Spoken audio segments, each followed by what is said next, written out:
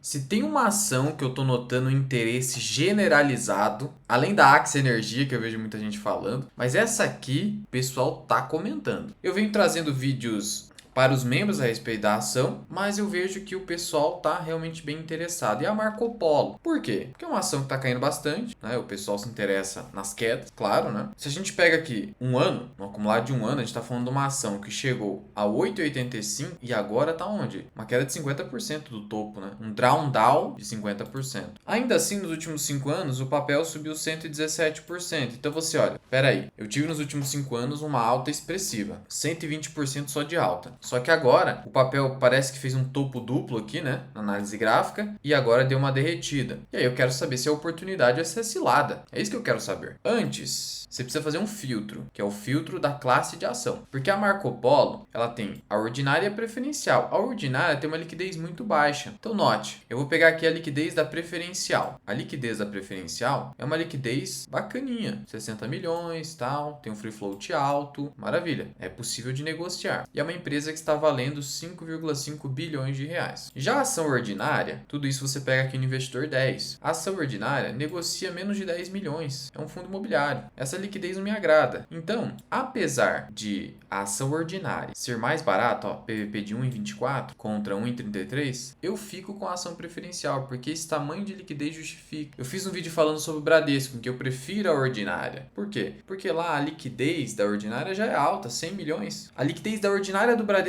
é maior que a liquidez da preferencial da Marco Polo. Então, você tem que saber fazer a adaptação caso a caso. Feito esse filtro, esqueça a ação ordinária, tira isso da sua cabeça, é a preferencial. Luan, tem tag along essa preferencial? Tem. Não é 100%, o tag along é de 80%, mas tem. A ação do Itaú também tem 80% de tag along. Beleza, tá. Tem a proteção mínima do tag along, embora não seja 100%. Tem um free float alto, tem uma liquidez suficiente. É uma empresa de valor de mercado menor, ou seja, uma small cap. Então eu já sei que tem mais risco só por isso aqui, por ser small cap. Mas eu quero saber o seguinte, Luan. O que, afinal de contas, a Marco Polo faz? Sabe por que eu tô falando isso? Porque eu notei em um vídeo que eu comentei brevemente sobre a empresa que teve uma discussão sobre se ela fabrica ou não fabrica ônibus. E aí, ela fabrica ou não fabrica ônibus? Se você tiver na dúvida, você precisa ir no documento oficial da empresa, que é o formulário de referência, ou FRE, que você pega no site de relações com investidores. Eu vou te mostrar como é que você faz isso. Aqui no site de relações com investidores, ou RI da Marco Polo, você vai aqui nos 3 risquinhos e tem aqui formulário de referência cadastral. Eu vou abrir os dois aqui para você, tá? Tanto o de referência, FRE, quanto o cadastral, FCA. No FCA, o que você consegue pegar de informação? CNPJ da empresa, o nome empresarial, esse é o anterior, era Carrocerias e Ônibus, agora é só Marco Polo. A data de início de atuação da empresa na Bolsa de Valores, 77. Então, é uma empresa que está na Bolsa desde 77. Ó, empresa antiga de Bolsa. Isso é bom. Por que isso é bom? Porque mostra pra gente que a gente já tem um histórico longo de dados e, para além disso, é improvável o fechamento de capital. Pô, a gente está vendo quase que mensalmente o fechamento de capital. Me perdoe o exagero, mas é tipo isso. Então, se você tem uma empresa com histórico longo de bolsa, né, da época da Klabin, então a gente está falando de uma improvável candidata ao fechamento de capital. Isso é positivo. Significa que não quer se livrar dos minoritários assim facilmente. E é difícil, né? Tem um free float alto ali, é muito difícil de fazer um fechamento de capital. Então, beleza. E aqui a gente pega também a data de início da empresa. Ela foi fundada em 49. Então, logo a gente está falando de uma empresa de 100 anos. Passou pelo teste do tempo. Outro dado positivo. Efeito Lindy do Nassim Taleb. Descrição da atividade. Já está aqui também, ó. Indústria e comércio de ônibus e carrocerias para ônibus. Opa! Então fabrica ônibus. Calma. Vamos investigar melhor. Isso está no formulário de referência. E ainda você tem o endereço da sede. Quer saber onde é a sede da empresa? Está aqui no formulário cadastral. Caxias do Sul, tá? Sul, tem até o CEP. Pois muito bem. Indo aqui para o formulário de referência, que você tem, né, um documento extenso de 214 páginas. Tudo que você precisa saber sobre a empresa está aqui. Eu peguei aqui na página 13, que é o item 1.2, a descrição das atividades da empresa. É o objeto social. O que diz? A sociedade tem por objeto a fabricação e o comércio de ônibus. Opa, então fabrica ônibus. Veículos automotores, carrocerias, tratores, autopeças. O que acontece? Eu vou pegar agora a página 19 para a gente matar essa questão. Aqui fala exatamente o que a empresa produz. O processo produtivo é estruturado em 2 etapas: fabricação de peças e subconjunto, montagem final da carroceria em linha de produção. Opa, por que falou só da carroceria? É que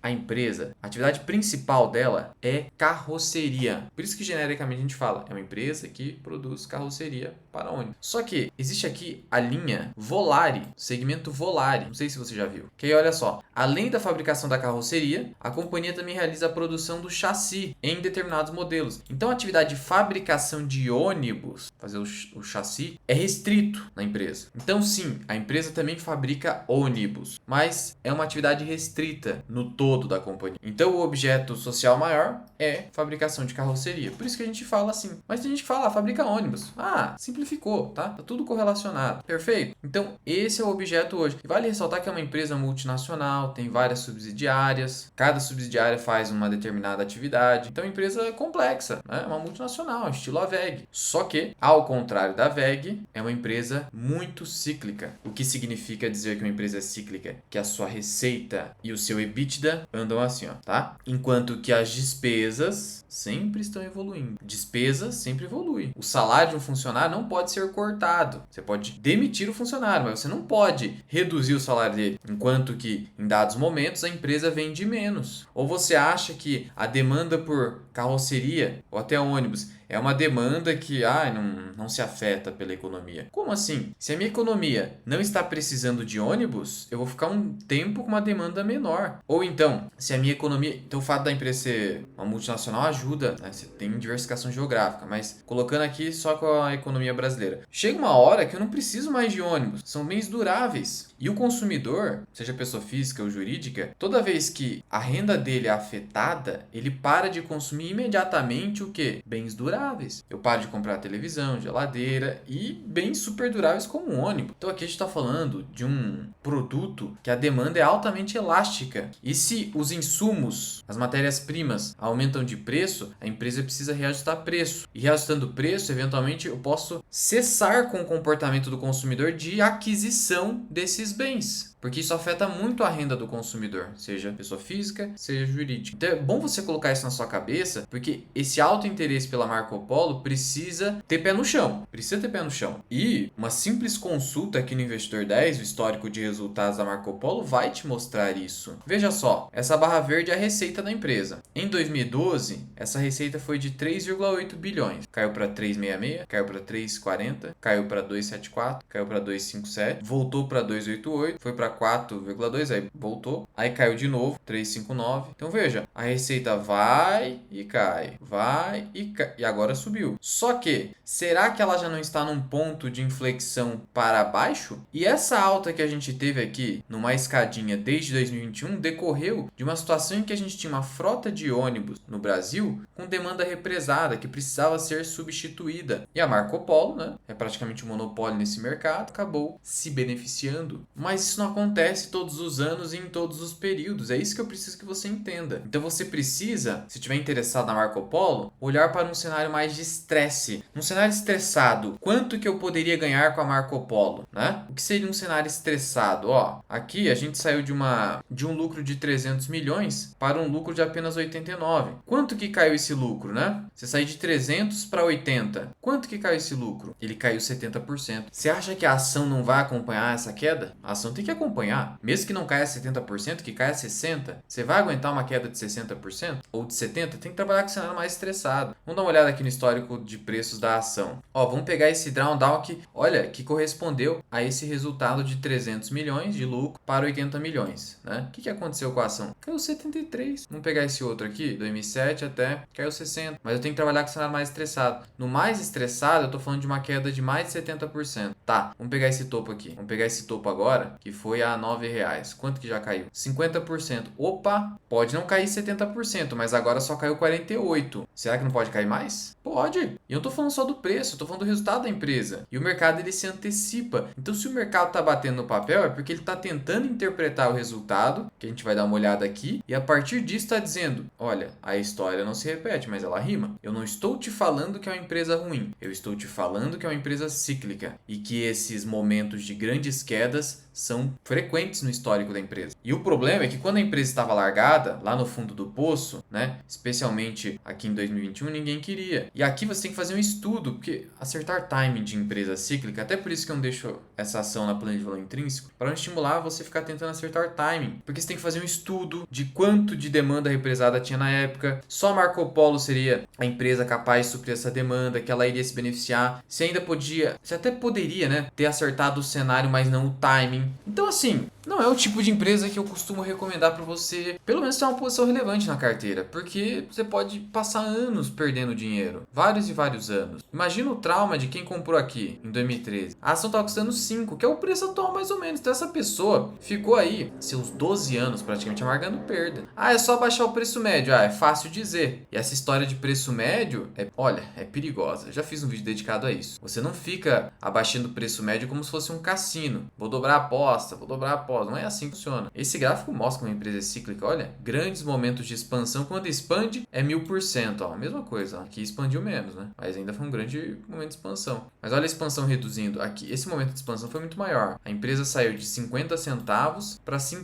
então 1000%. Aqui saiu de 2 para 8, não evoluiu tanto. Então, o momento de expansão não foi tão substancial assim. E vamos ser sinceros aqui, não é uma empresa que tem uma capacidade de ter um valor de mercado muito grande. Porque mesmo sendo um monopólio aqui no Brasil, a empresa, existindo há quase 100 anos, não consegue bater nem 10 bi de valor de mercado. Não tem mercado para a empresa. Esse é o ponto. Vamos dar uma olhada aqui no último resultado trimestral. Produção da Marco Polo cresceu. Então assim, cresceu produção. É um dado positivo, porque a empresa não vai ficar produzindo mais se ela tem uma perspectiva de que não vai vender. Raciocínio lógico, né? A receita também subiu 3%.